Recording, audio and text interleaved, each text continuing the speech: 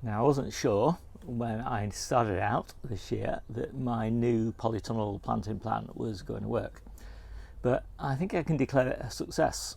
And basically what I just tried to do was to grow the most abundant spring harvest that I possibly could out of the polytunnel in between the summer plantings and the finishing of the winter plantings. And normally what I do is I just leave the winter stuff in and then clear it and then get it replanted in sort of early May. But I decided this time that I would replant most of the polytunnel in early February, interplant it in fact into the winter crops, keep on harvesting the winter crops for as long as I could, and then as the spring crops kind of took over from probably about towards the end of February, I would take out the underplanted winter crops and just let everything grow on, and it worked. So it's been fantastic. I've really loved the kind of abundant chaos, and chaos is the right word, of the polytunnel all the way through spring. It's just been so nice to be in here surrounded by so much lush growth at a time when really I'd only got little seedlings, little tiny plants really probably out in the other beds. And now of course it's all different. Now I want order in the polytunnel because I'm kind of fed up with the chaos, and so I'm stripping out all of those spring crops, and they're all close to being harvested or have been harvested, so I'm leaving a few in, but most of it is now out, and it's nice and kind of relaxing in here now. I've got lots of space, lots of light, not very much to do. It's easy to keep an eye on everything, and that's pretty important because obviously I've got all my tomatoes in here, I'll soon have the cucumbers in here. I've got lots of stuff I need to watch just to make sure that there's no insects, there's no disease, that I'm noticing all the little side shoots on those tomatoes and things like that. So it just gives me a bit of peace and quiet, and that is just really lovely because it has been a very hectic March and April and early May, and I'm ready for a rest. And June hopefully June is just around the corner, but hopefully June weather is just around the corner as well, so that will help me have a really nice restful time. So I'm going to show you around now. I will try and give you some little clips of what it looked like just before I cleared it all out today, and yeah, I hope you enjoy it. Now at this point in the video I normally say, well, if you look in my little ebook you'll find a growing guide to tomatoes, and unfortunately you won't find a growing guide to tomatoes, and the reason is because I only do growing guides when I'm really sure that the way that I grow is reliable and I've got a nice system that I can communicate clearly to other people, and I'm pretty confident that they will be successful if they follow that system. But unfortunately I'm doing my tomatoes differently this year, and I'm growing some different varieties in different places with different timings, and some of them are grafted and some of them aren't, and so basically I'm just experimenting, playing around. So maybe next year as a result of these experiments I will have a growing guide, but this year I don't. But what I do have is a guide to polytunnel growing in general, and so that might be of some use to you. So this answers all the questions about my specific polytunnel, how I water, planting plans, how I keep it cool, ventilation, and all those sorts of things. So it is still quite useful, but sorry, no growing guide for tomatoes this year. Now, it's not very often you see my polytunnel like this, and to be honest I am kind of cheating a little bit because I've got a few containers on some of the beds that I've just cleared, tomatoes here and here, so these will actually be in this centre aisle here, but my objective is to try and get this nice and clear. So let's take a look at some of the details.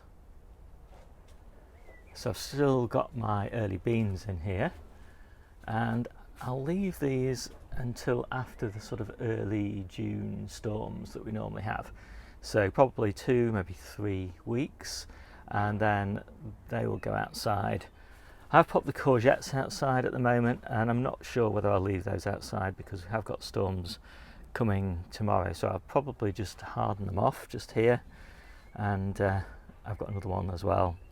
I'll bring that back inside because I've got plenty of space now, and I have left just a couple of these little Calabrese plants because they have got nice heads coming, and all the others I finished harvesting yesterday, so I've had about 16 Calabrese heads out of this bed and this bed here, and at least another 8 from the outside low tunnels. So 24 Calabrese heads so far this year, so we have been absolutely loving the Calabrese.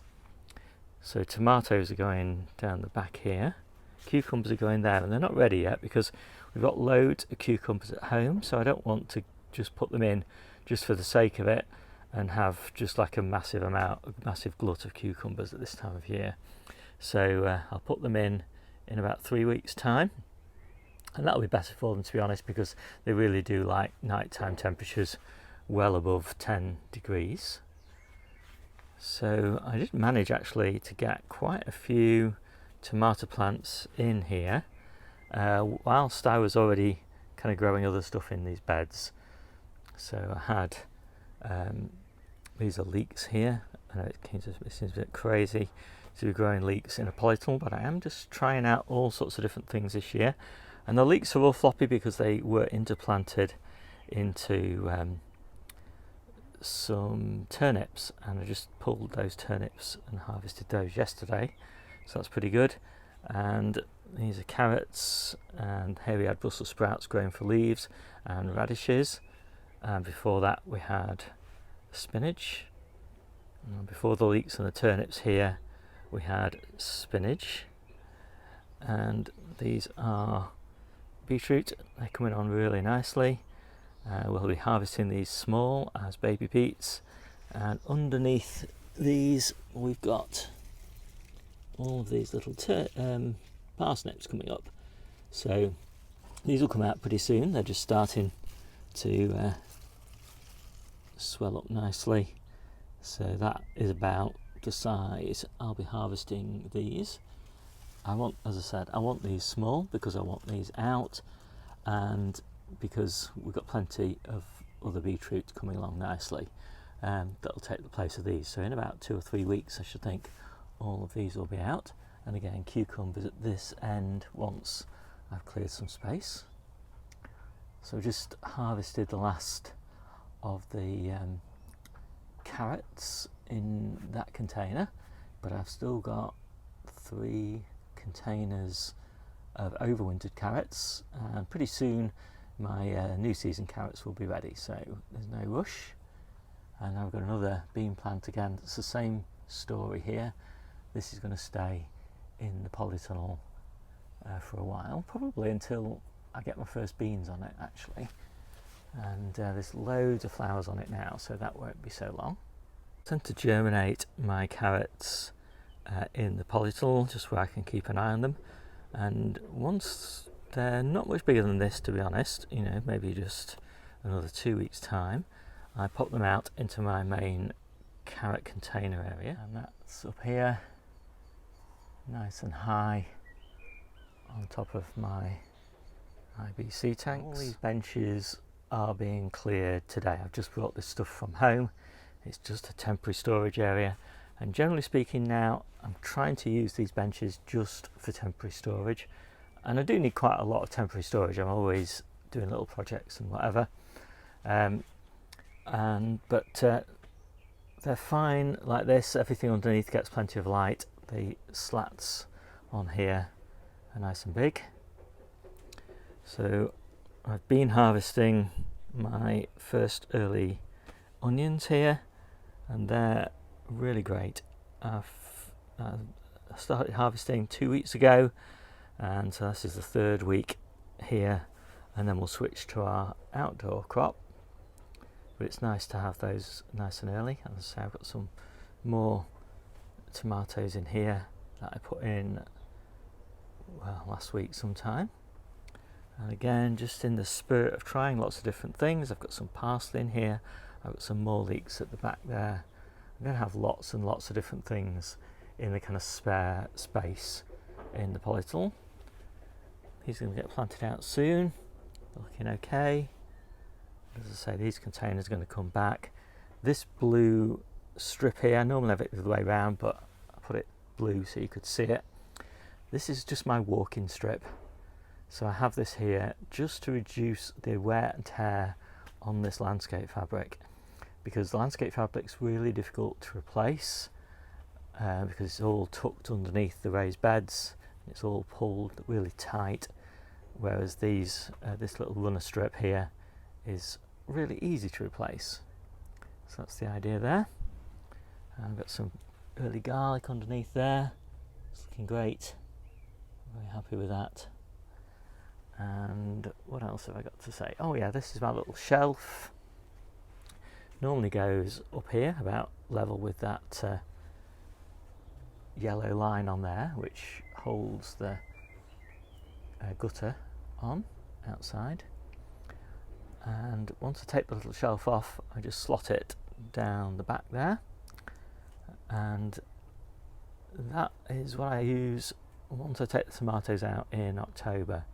So I clip that little shelf in, support it on these wires here, and I also hang the fleece from it, so the fleece goes back down the back and kind of comes up the side there, keeps this north facing wall really warm, and then kind of comes over here and then drops down here and into this area, which will in winter be all planted up with stuff. And I really like it. It's a really simple fleecing system. Only takes about 90 seconds to put down and a bit less than that to take up again. So in here I've got celery. It's coming on beautifully. We normally start harvesting the celery in June, and it looks about on target for that. Obviously it won't be a huge amount in June, but it just is definitely worthwhile having. We just use it as a cut and come again crop. We just harvest the outer stalks, like one per plant every couple of weeks. That sort of intensity of harvest. So yeah, those are my second early tomatoes. And as I said, I was a bit unsure whether I'd put any in, but I did in the end put a few in, as I said, just because I managed to open up a little bit of space. And this sowing here was spares. It was my germination test, so I just took 2 or 3 seeds out of each of my seed packets, tested the germination to check it was okay, potted the plants up, so they were just totally spare plants, and so I didn't mind it if I lost them. And then everything else that I'm planting on this side of the polytunnel here are the 6-week-old plants, and they're there. They look fine as well. And it's going to be interesting to see what the difference is really in terms of the harvest from the 2 sides of the polytunnel. I've also got a mix of grafted and non-grafted plants, so hopefully I'm going to learn quite a lot. So I've also taken all my hanging baskets down, and again I will start re-adding these hanging baskets as we go through the year, but mainly they'll be restocked for the autumn. It's a bit difficult in the middle of summer to keep hanging baskets well enough watered, so the only ones I tend to have in here at this time of year are the cucamelons. And right now I've got all of my strawberries, hanging basket strawberries out here. I might let some of these develop runners, but they'll be happier out here now. So once you get close to June, strawberries are better outside really than they are in a polytunnel, where it's hard to keep them warm. It's not hard to keep them warm when it's hard to keep them well watered. My second early plants that are in the ground now, they're only a few weeks away from harvest, so I should get good continuity there. So there we go. It's mostly planted now. What have I done? I've Put some peppers underneath the bench there. Put some more parsley down here. Put these back in, as I said, until after the storms. Put some celeriac in here. Put those tomatoes in. Put all these veggies inside that have just been hardening off. So I've only got a few bits and pieces now to plant out. The vast majority is done. Repotted the sickly looking tomatoes, and these are latter. The only reason that I'm still keeping them, because they do look pretty sickly, is because I want to try them, because they're meant to be quite a good early tomato. Put those tomatoes in, just potted on a few spares and just stuck them in the ground there for safekeeping. There's another one of those latters, as I say, quite sickly looking. I'm going to give it a bit of a feed. It was in a very small pot, and that's probably why it doesn't look so good. And that is pretty much it, just giving everything a bit of a tidy up. So these benches, as I said, will be clear very soon, as soon as these little bits and pieces are planted out. Sprouts, calabrese, sweet corn obviously, Romanesco cauliflowers, New Zealand spinach, a bit more parsley to go outside, last of the winter leeks, and the Brussels sprouts, and got a couple more successions of carrots in containers, but most of my carrots in the ground are now up as well, but we save those for winter. So if you want more details about the varieties of tomatoes that I'm growing, then follow the link in the description and you'll see the view onto the database that I'm scrolling through here. So the first one is this Tiny Tim. Didn't do very well for me, unfortunately, so won't be harvesting those. Then there's the latter. These are the cold resistant ones. They're meant to be quite early. In my case, as I said, I put them in small pots and they didn't do that well. We'll see how they end up. This is a bit of a sorry tale really, isn't it, this? So then I also tried grafting. That didn't work out too well for me. So anyway, what we're left with are the actual varieties. So Sweet Million, quite good. It's not my favourite though. Apricot Dream, didn't do very well for me. Again, I've only got one plant that survived. Honeycomb, fantastic, did really well for me so far. Got loads of those. Indigo Pear Drop, only one survived. So again, some of these old packets from last year, they just didn't do very well. San Marzano did brilliantly, so I've got loads of those. Crimson Crush, got those outside. Rootstock again, didn't do well. Another batch of San Marzano, got those in the Polytunnel. Second batch of Crimson Crush are just spares, I've got nowhere to put them. Next batch of Tomato Honeycomb, again those are in the Polytunnel. Brilliant. Sweet Million in the Polytunnel. Tumbler currently growing on, ready to plant outside. So I hope you like this quick video. My name's Steve Richards. This is the Seaside Kitchen Garden and Allotment channel, and if you want more about polytunnel growing or year-round growing or just gardening in general, then I do recommend that you check out my ebook. There's a link in the description below, and yeah, just have a browse and let me know what you think. See you soon.